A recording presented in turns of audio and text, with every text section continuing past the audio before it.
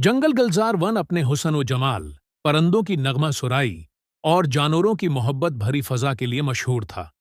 यहाँ नज्म व ज़ब्त, इंसाफ और सुकून की फजा कायम थी, और इस सब का सहरा रानी ज़ुरफ़शां के सिर जाता था। एक शेरनी जो न सिर्फ ताकतोर बल्कि निहायत अक्लमंद और इंसाफ पसंद हुक्मरान थी।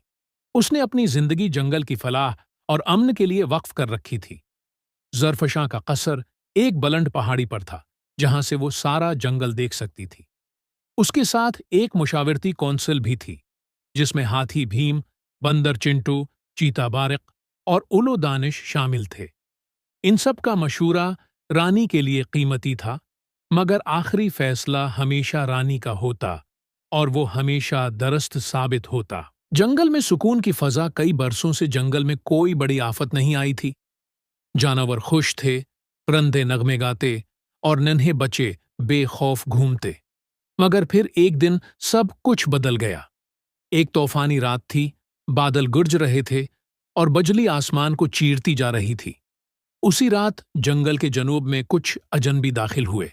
ये डाकू थे जो इंसानों की बस्तियों में लौट मार करते और अब जंगल की दौलत पर नजरें जमा कर आए थे।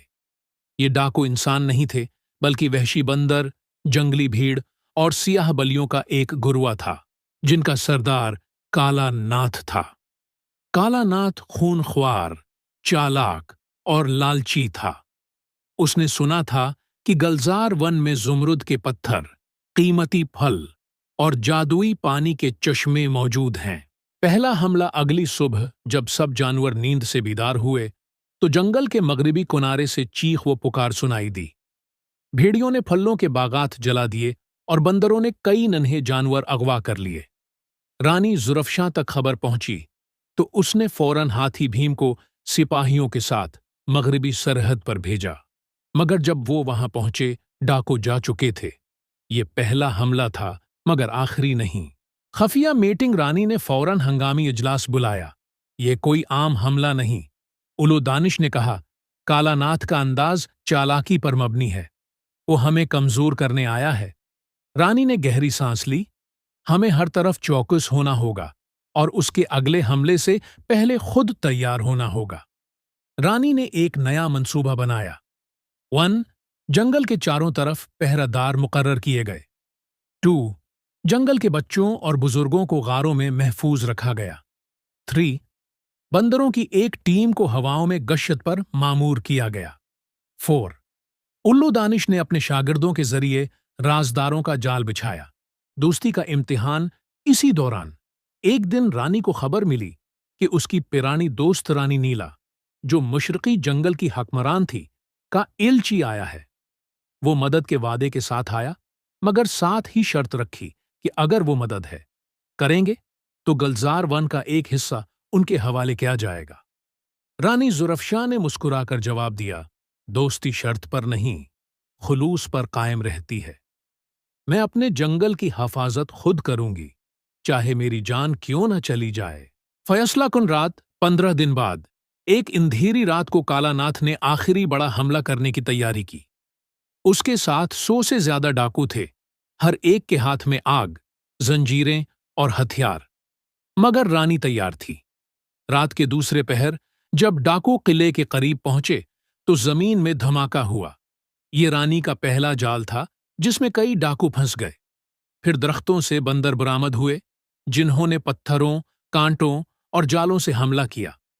उल्लुओं ने बुलंद परवाज से सिग्नल दिए और हाथी भीम ने दरवाजे पर हमला आवरों को अपने भारी जिस्म से रोका। उसी लम्हे रानी ज़ुरफ़शां खुद मैदान में आई। उसके जिस्म पर ज़ुरा, हाथ में नेज़ा और आंखों में शौले थे।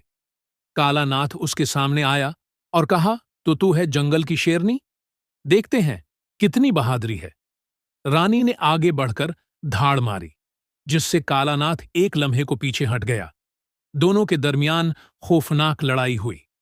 बलाखिर रानी ने अपने नेज़े से काला नाथ के बाजों पर ज़रब लगाई और उसे जमीन हटा दिया। पर गरा दया, हमारी जमीन हमारी मां है, उसे कोई लौट नहीं सकता। रानी की आवाज जंगल में गूंज। डाकू भाग गए। कुछ गिरफ्तार हुए, कुछ जान बचाकर भागे और काला नाथ को कैद करके किले में डाल दिया गया। अमिन की बहाली अगले दिन रानी जुल्फशाह ने पूरे जंगल को जमा किया और कहा, आज की फतह सिर्फ मेरी नहीं, हम सब की है। ये जंग हमें सिखाती है कि जब हम मिलकर लड़ते हैं तो कोई दुश्मन हमें शिकस्त नहीं दे सकता। उस दिन के बाद गलजार वन में दोबारा कभी हमला नहीं हुआ। रानी जुल्फशाह का नाम तारीख में दर्ज हो गया, एक बहादुर, इंसाफ पसंद और दाना रानी के तौर पर। अखलाकी सबक: असल ताकत सिर्फ हथियारों में नहीं, इत्तेहाद, खुलूस और बहादुरी में है।